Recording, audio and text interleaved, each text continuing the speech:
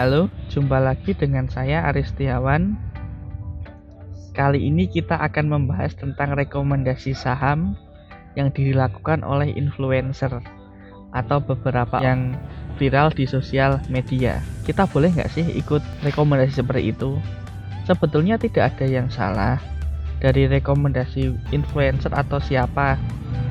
Yang perlu kita perhatikan adalah menganalisa kembali saham yang direkomendasikan, sehingga ketika kita membeli itu tidak beli kucing dalam karung atau hanya ikut-ikutan saja. Kenapa? Karena bila terjadi resiko yang tidak diinginkan, kita tidak menyalahkan orang lain, kembali ke diri kita sendiri. Kenapa kita kok bisa beli seperti itu? Lalu boleh nggak sih kita terus mencari rekomendasi?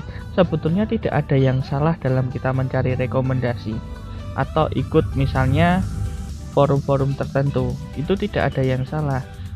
Yang perlu diketahui, kita perlu tahu resiko dan tujuan serta return yang akan kita dapatkan ke depannya. Kemarin lagi viral, banyak influencer yang merekomendasikan saham tetapi sahamnya turun. Sebetulnya kalau turun sendiri, kita perlu berkaca pada diri kita sendiri.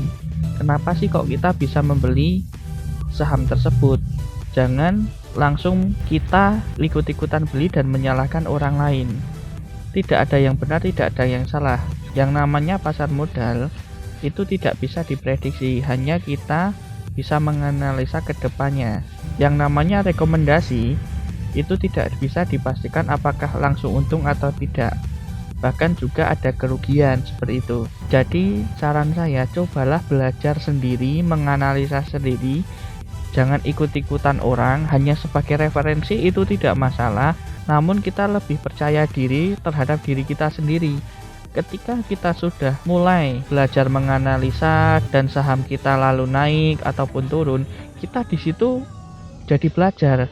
Lama-lama analisa kita juga akan terasah dari waktu ke waktu seperti itu. Dan pengalaman dari diri sendiri itu adalah ilmu yang paling berharga atau yang utama menurut saya, ketimbang kita ikut-ikutan forum atau influencer tertentu.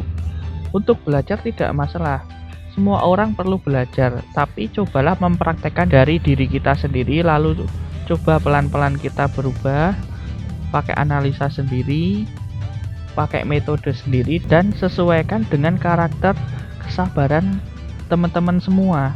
Jangan hanya ikut-ikutan seperti itu ya. Jadi ayo sama-sama kita belajar untuk berkembang di pasar modal Indonesia. Semoga kita selalu untung dan maju ke depannya dan bisa memajukan bangsa ini dengan mencetak investor pasar modal yang lebih banyak, lebih mandiri, dan lebih sejahtera. Sekian video dari saya, sampai jumpa di video berikutnya. Jangan lupa like, comment, share ke teman-teman semua.